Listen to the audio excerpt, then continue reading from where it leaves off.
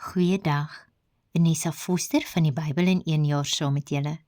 Vandag lees ons saam uit Genesis hoofstuk 39.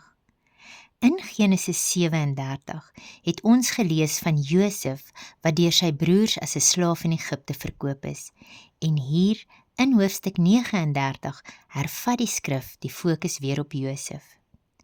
Ons lees dat Potifar, 'n amptenaar van die Farao en hoof van Farao se persoonlike veiligheidsmag, vir Josef as slaaf gekoop het. Nou Josef het heelwat beproewings deurgegaan. Sien, hy was nie populêr onder sy broers nie.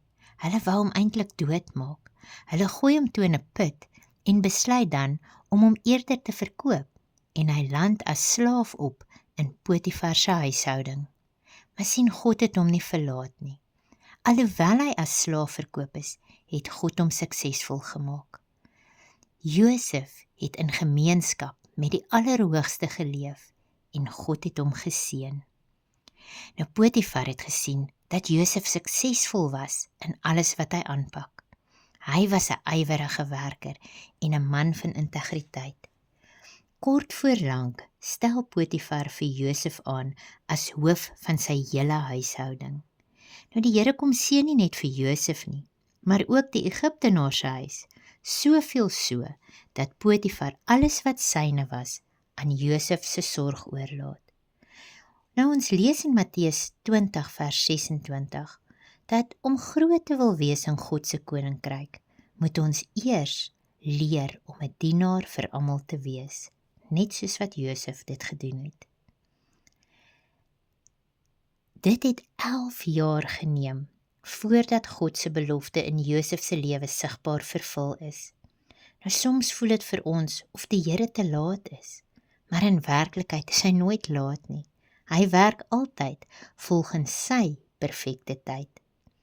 Nou wanneer ons, soos Josef, ons volle vertroue in die Here plaas, raak sy seën nie net ons lewens aan nie, maar dit vloei ook oor na die wat saam met ons wandel. Dit alles ter wille van Jesus. In vers 7 lees ons dat hierdie seun van Jakob en Rachel 'n uitsonderlike mooi voorkoms gehad het, en dit het hom in 'n moeilike situasie geplaas. Potifar was moontlik 'n eunuch as gevolg van sy amp. Die dat sy vrou met verlangende oë na Josef gekyk het en sommer prompt uit vir hom gesê het dat hy met haar gemeenskap moet hê. Ons sien dat Josef merkwaardig getrou was teenoor God, Potifar en aan homself. Hy het nie met sy meester se vrou geflirt en toegegee aan haar versoeking nie. Hy het sy verantwoordelikhede, sy integriteit en die vertroue wat in hom gestel is onthou.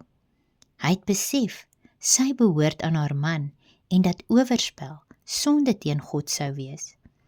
Josef het geweet, alles is voor God se oë, en sy verhouding met God was vir hom belangriker as enige tydelike plesier. Dus het hy geweier en nee gesê vir sonde, want hy het verstaan dat 'n mens meer is as jou begeertes en geroep is om reg voor God te leef.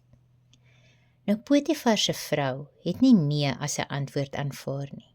En ons lees vanaf vers 11, eendag, toe daar niemand anders behalwe sy en Josef in die huis was nie, gryp sy hom aan die mantel en eis weer eens dat hy met haar slaap. Of dit nou 'n lokval of toeval is, die oomblik was vol versoekings.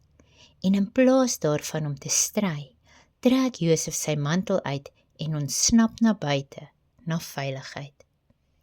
Josef het gedoen wat almal veronderstel is om te doen, wanneer versoekings oor ons pad kom. Hy het gevlug en gehardloop. 2 Timoteus 2 vers 22 maak dit duidelik dat die mens moet vlug vir die jeugdige begeertes.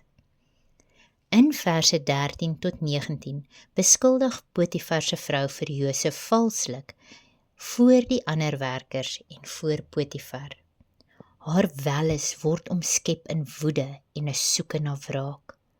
Sy gee haar weergawe van 'n totale leuen omrede Josef geweier het om toe te gee aan haar begeertes. Sy gebruik die term Hebreëse knegg, omrede sy nie vir Josef as 'n regte persoon wou beskou nie, en haar aantuigings sou Josef se doodsvonnis beteken. In Potifar se woede laat hy vir Josef in die tronk gooi saam met die gevangenes van die koning.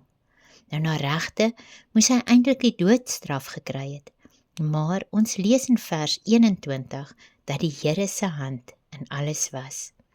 Josef het selfs in die tronk guns gekry en sy ywer en integriteit maak dat byna al die pligte in die tronk aan hom toevertrou word. Nou alhoewel hy valslik beskuldig is en in die tronk gegooi is, het hierdie gebeure God se verhaal versnel. Dit wat met Josef gebeur het hom in 'n posisie geplaas waar hy sy familie en die hele wêreld kon red van 'n komende hongersnood. Nou as gevolg van die Here se seën, bly alles wat Josef doen geslaagd. Miskien is jou omstandighede vandag ongunstig, maar dit is juis die plek waar God jou voorberei vir 'n groter roeping. Want wanneer die Here se hand oor jou is, word selfs teëspoed deel van jou bestemming en niks gaan verlore in sy plan nie. Mag jy 'n geseënde dag verder hê. Tot volgende keer. Totsiens.